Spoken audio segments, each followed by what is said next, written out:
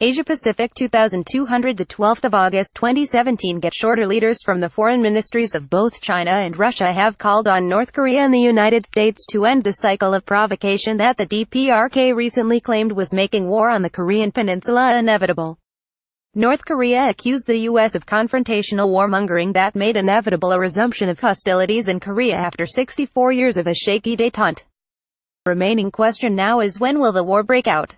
The foreign ministry wrote in a statement, "We do not wish for a war but shall not hide from it."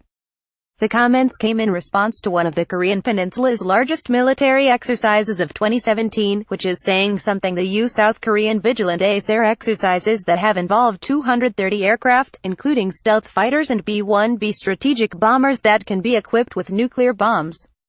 It's the same old story, but every week it seems to become just a little less about posturing and a little more about real preparation for calamitous warfare. China, who would prefer not to have war on their borders, has pushed for cooler heads to prevail. "We hope all relevant parties can maintain calm and restraint and take steps to alleviate tensions and not provoke each other," Chinese Foreign Ministry spokesman Zhang Shuang said in a Wednesday statement. "The outbreak of war is not in any side's interest. The ones that will suffer the most are ordinary people." Russia, which also borders North Korea, echoed this stance by way of Foreign Minister Sergei Lavrov telling U.S. Secretary of State Rex Tillerson during the Vienna meeting of the Organization for Security and Cooperation in Europe OSCE that the large-scale military exercises and aggressive rhetoric of U.S. President Donald Trump were contributing to a rise in tension. "I am not trying to excuse this North Korean launch," Lavrov said during his speech before the OSCE.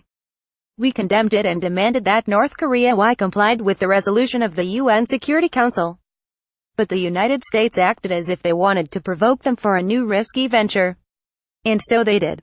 Of course now it will get more difficult to create conditions for renewing the dialogue. But we are certain, the North Koreans told us that repeatedly, that they need security guarantees," Lavrov pleaded.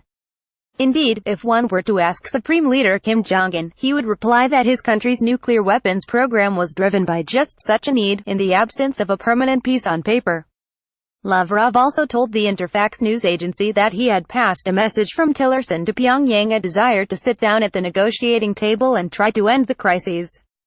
"We know that North Korea wants above all to talk to the United States about guarantees for its security. We are ready to support that. We are ready to take part in facilitating such negotiations," he said. But the State Department's demand for negotiations may not be one with which North Korea is willing to agree. Spokeswoman Heather Nauert said that Washington will not bother with talks unless North Korea is willing to denuclearize. "It is something that Russia says it agrees with, it is something China has said it agrees with, and many other nations around the world as well," Nauert said during a press briefing. But North Korea has not shown any interest in sitting down and having any kind of serious conversations when they continue to fire off ballistic missiles. After 10 weeks of silence, North Korea tested a new missile in the last days of November, the WA-15 Intercontinental Ballistic Missile ICBM. While the test failed as the missile broke up upon re-entry, an operational WA-15 could strike anywhere in the U.S., and almost anywhere in the world. A few days later, Vigilant Ace began. It has generally been the pattern of Washington to respond to North Korean missile tests with shows of naked force, although the annual exercise had been planned far in advance and was not a direct response to the WA-15 test.